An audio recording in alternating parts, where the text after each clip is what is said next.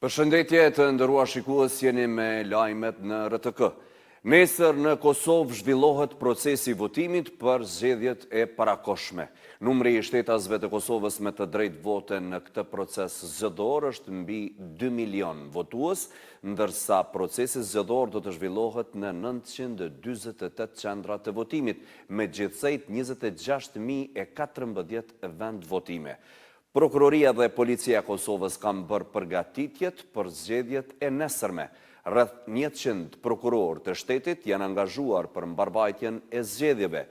Prokuroria ka bërë ftesë që të denoncohet çdo rast për të cilin kanë dyshime se po keqpërdoret ose manipulohet vota në çfarëdo mënyre edhe nga kushdo qoftë. Edhe policia inkurajon qytetarët që të bashkëpunojnë me ta dhe të raportojnë çdo rast të dyshuar apo veprim të kundërligjshëm që ndërlidhet me sigurinë dhe procesin zgjedhor. Komisioni Qendror I Zgjedhjeve përmes një njoftimi për media ka bërë të ditur se sot po zhvillohet votimi në 29 përfaqësi diplomatike të Republikës së Kosovës, 19.187 shtetas të Kosovës janë regjistruar për të votuar në 16 ambasada dhe 13 konsulata. Në orën 17, sipas kohës lokale në Kosovë, përfundon votimin e konsulatën e Stambollit, ndërkaq në orën 19, qendrat e votimit do të mbyllen në shtete të tjera si Gjermani, Zvicër, Francë, Belgjik, Norvegji, Austri, Suedi, Sloveni, Danimark, Itali, Kroaci, Holand, Çeki dhe Hungari.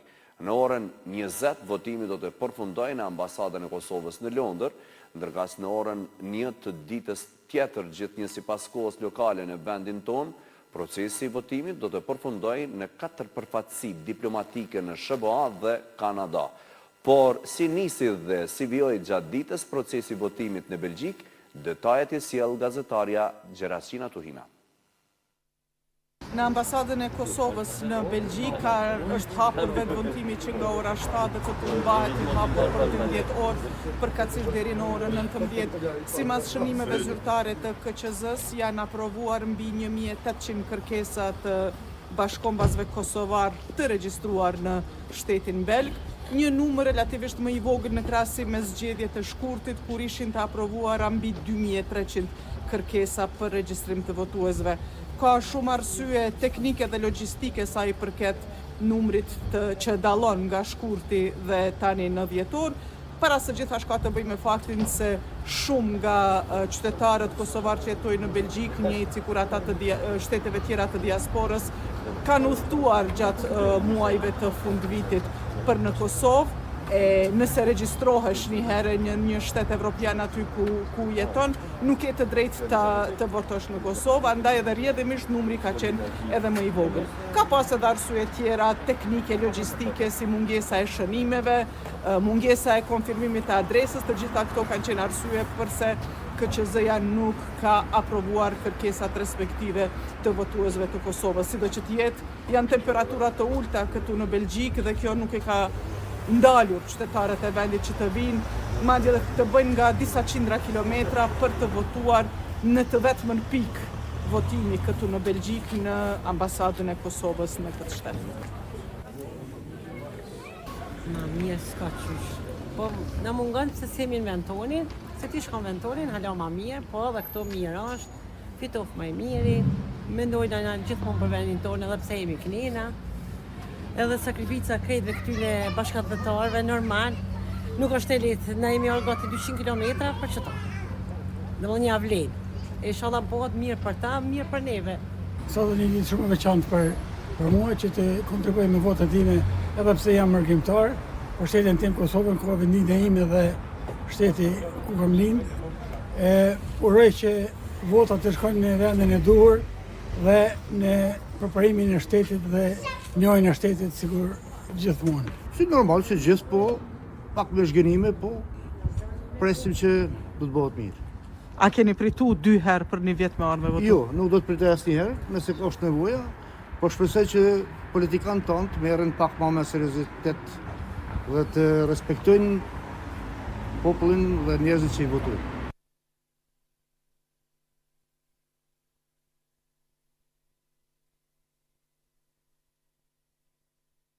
Qendra e votimit pranë ambasadës Republikës së Kosovës në Washington, D.C. është hapur sipas orarit zyrtar. Ambasada ka ftuar të gjithë qytetarët e Republikës së Kosovës, të cilët jetojnë në Washington, D.C. dhe janë të regjistruar për të ushtruar të drejtën e votës që të marrin pjesë në procesin e votimit. Ndërkohë, Komisioni Qendror i Zgjedhjeve ka njoftuar se deri në orën 13 në përfaqësitë diplomatike kanë votuar mbi 36% e qytetarëve.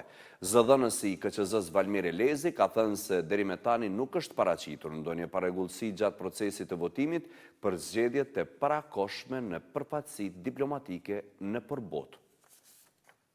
Procesi i votimit është duke u zhvilluar në 29 përfaqësi diplomatike të Kosovës, të vendosura në 18 shtete të ndryshme të botës. Nga komunikimi i vazhdueshëm me qendrat e votimit në këto përfaqësi, procesi i votimit është duke u zhvilluar pa ndonjë pengesë. Sipas të dhënave, nga 24 përfaqësi diplomatike deri në orën 13, nga 19.187 votues të regjistruar, kanë votuar 36.89% apo 7.079 votues.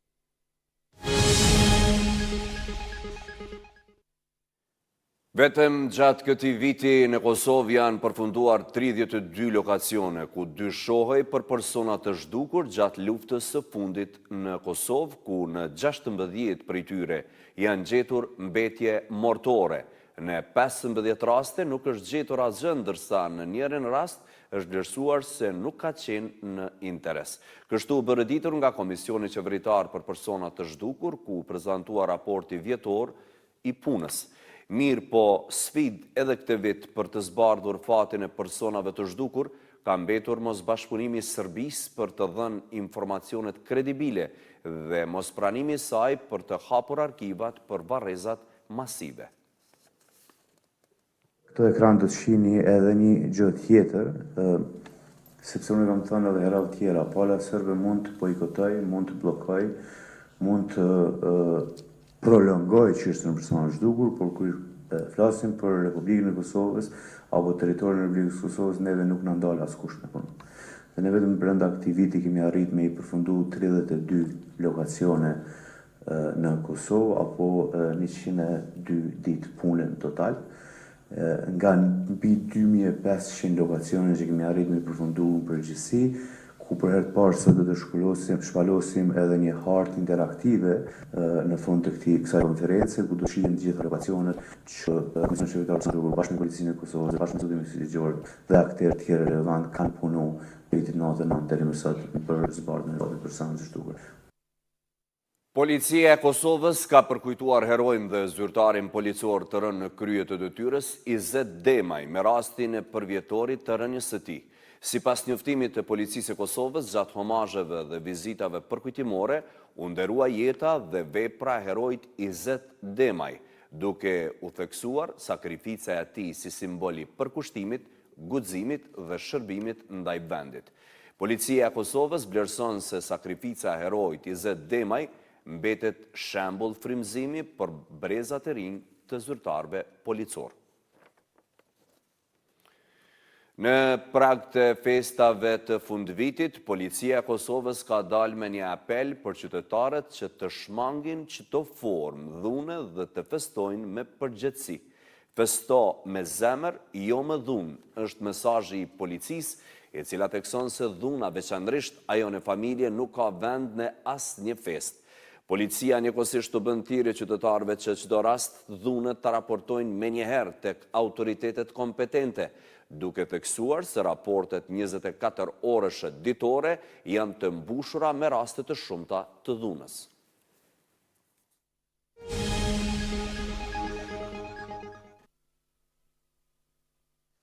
Aeroplan luftarak polak janë ngritur në kufirin e saj me Ukrainën pasi kryeqyteti i Ukrainës Kiev u godit nga raketa dhe dron rus gjatë natës. Ushtria e Polonisë tha se forcat e saj ajrore ndërmorën një përgjigje parandaluese për të siguruar hapësirën e saj ajrore, pasi të paktën një person u vra dhe 28 të tjerë u plagosën në Kiev, raportoi shërbimi shtetëror i emergjencave i Ukrainës. Sulmet bën që Polonia, e cila ndan një kufi prej 530 km të gjatë me Ukrainën perëndimore, të vente në gatishmëri aeroplanet e saj luftarak, sistemet e mbrojtjes ajrore, toksore dhe zbulimin me radar. Më vonë të shtunën në mëngjes se ajo arriti në përfundimin se nuk ishte pasur shkelje të hapësirës ajrore të vendit. Ndërsa luftimet po vazhdojnë edhe puna për të arritur një marrëveshje paqe me të cilën të gjitha palët mund të bien dakord. Presidenti i Ukrainës, Volodymyr Zelensky, do të takohet me presidentin e SBA-s Donald Trump në Florida të dielën. Por pas sulmeve të fundit ruse, Zelensky ka përsëritur pretendimin e tij se Rusia nuk dëshiron të jap fund luftës dhe po përpiqet të përdorë çdo mundësi për të shkaktuar më shumë dhimbje Ukrainës. Duke shkruar në Telegram, Zelensky tha se Rusia drejtoi pothuajse 500 dronë dhe 40 raketa drejt Kievit, duke synuar infrastrukturën energjetike dhe civile. Mira ndërtesa kanë pasur ndërprerje të energjisë elektrike, tha kryebashkiaku i Kievit Vitali Klitschko, dhe shumë prej tyre janë pa ngrohje, ndërsa temperaturat bien në zero. Të shtunën Zelensky, udhëheqësit e BE-s dhe presidentja e Komisionit Evropian Ursula von der Leyen pritet të zhvillojë një telefonat për të diskutuar rrugën drejt paqes. Drafti i ri prej 20 pikash i Zelenskit është një version i rishikuar i një plani të mëparshëm prej 28 pikash, i cili u hartua nga i dërguari special i SBA-s Steve Witkoff, por që shihet gjërësisht si shumë i favorshëm për Rusinë. Drafti thuhet se përfshin garanci sigurie nga SBA-t, NATO dhe aleatët evropian, por një përgjigje të koordinuar nëse Rusia do të pushtonte përsëri Ukrainën. Tajlanda dhe Kambodžja kanë rënë dakord për një armëpushim të menjëhershëm, thanë ministrat e mbrojtjes të dy vendeve në një deklaratë të përbashkët. Të dyja palët kanë rënë dakord të ngrinë vijat e frontit aty ku janë tani dhe të lejojnë civilët që jetojnë në zonat kufitare të kthehen në shtëpi, duke ndaluar pothuajse 3 javë përleshjesh intenzive, në të cilat besohet se qindra ushtar kanë vdekur dhe gati 1 milion njerëz janë zhvendosur. Pasi të ketë hyrë në fuqi për 72 orë, 18 ushtar kambodgjan të mbajtur nga Tajlanda, që nga korriku do të lirohen, thuhet në deklaratë. Zgjerimi erdhi pas disa ditësh bisedimesh midis dyja vendeve me inkurajimin diplomatik nga Kina dhe SBA. Marrëveshja e jep përparësi kthimit të zhvendosurve në shtëpitë dhe gjithashtu përfshin një marrëveshje për heqjen e minave toksore. Tajlanda nguronte të pranonte armëpushimin duke thënë se i fundit nuk ishte zbatuar siç duhet. Ata gjithashtu zemruan me atë që shihnin si përpjekje të Kambodgjas për të ndërkombëtarizuar konfliktin. Të dyja palët kanë vajsuar njëra tjetrën për prishjen e armëpushimit. Ushtria tajlandeze tha se trupat e saj u përgjigjen zjarrit kambodgjan në të cilin u plagosën 2 ushtarë tajlandez. Ministria e mbrojtjes së Kambodgjës tha se ishin forcat tajlandeze që kishin sulmuar të parat dhe këmbëngulit që Kambodgja nuk u akmor. Përleshjet kanë vazhduar gjatë gjithë dhjetorit. Të premtën Tajlanda kreu më shumë sulme ajrore brenda Kambodgjas. Një ushtar kambodgjan u vra në një përleshje në maj dhe 2 muaj më vonë në Korrik pati 5 ditë luftimesh intenzive përgjatë kufirit, të cilat lanë 10 ushtarë dhe civil të vdekur. Mijëra civil të tjerë u zhvendosën. Pas ndërhyrjes së Malazisë dhe presidentit Trump, një armëpushim i brisht u negociua midis dy vendeve dhe u nënshkrua në fund të tetorit. Ishin këto të gjitha informacionet për këtë edicion. Ju falenderoj për vëmendje, mirupafshim.